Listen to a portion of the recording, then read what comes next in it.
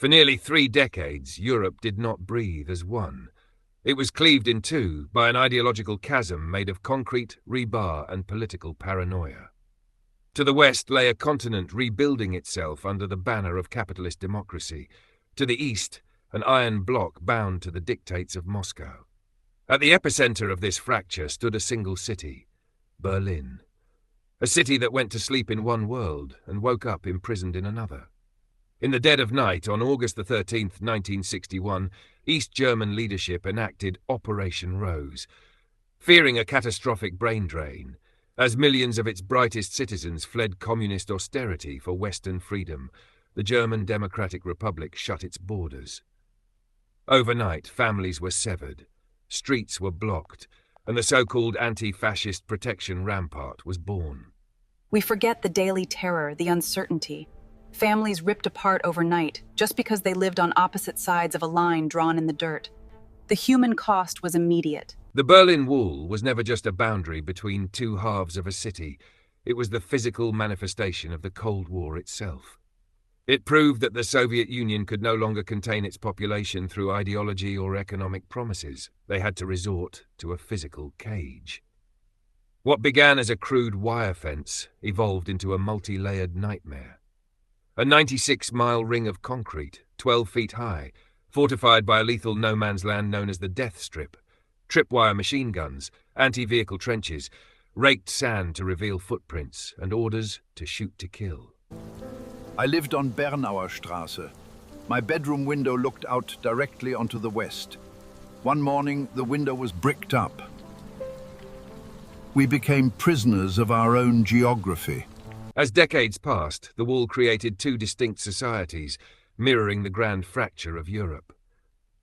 The West flourished under the Marshall Plan, a beacon of consumerism, artistic expression, and political liberty. The East, governed under the watchful eyes of the Stasi secret police, stagnated. Survival meant compliance. Yet beneath the veneer of conformity, a longing for self-determination quietly grew. By the mid-1980s, the Soviet Empire was buckling under its own weight. Economic stagnation, structural decay, and the catastrophe at Chernobyl all forced a new leadership to rethink their strategy. Enter Mikhail Gorbachev. With his doctrines of glasnost, openness, and perestroika restructuring, Gorbachev loosened the lid on a boiling pot. He signaled that Moscow would no longer use military force to crush dissent in its satellite states, and in doing so, he pulled the thread that would unravel the entire Eastern Bloc. General Secretary Gorbachev, if you seek peace, if you seek prosperity for the Soviet Union and Eastern Europe, come here to this gate. Mr. Gorbachev, open this gate. Mr. Gorbachev, tear down this wall. Reagan's words gave voice to global impatience, but the true catalyst was not diplomacy. It was ordinary people, particularly in Hungary, who began defying the borders, creating the first irreversible leak in the Iron Curtain.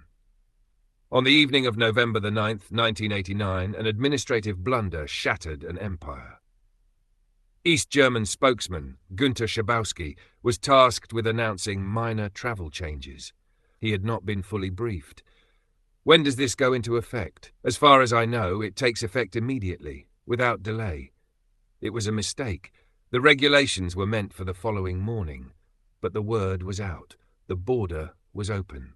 Within hours, tens of thousands marched toward the checkpoints, outnumbered, confused, without clear orders. The guards faced a historic choice: open fire or open the gates. At 11:30 p.m., at the Bornholmer Straße crossing, the gates swung open. An unstoppable tide of humanity poured through. Tears, embraces, champagne bottles passed between strangers. The fall of the Berlin Wall was the death knell of the Cold War. Within 2 years, the Soviet Union collapsed, Germany was reunited, and Europe began its long journey toward integration and shared peace. It proved that no wall is permanent, no regime is absolute, and that the human spirit, when united in the pursuit of liberty, can dismantle even the heaviest barriers of oppression. Thank you for watching. Like and subscribe for more historic events, and don't forget to turn on notifications so you never miss another video.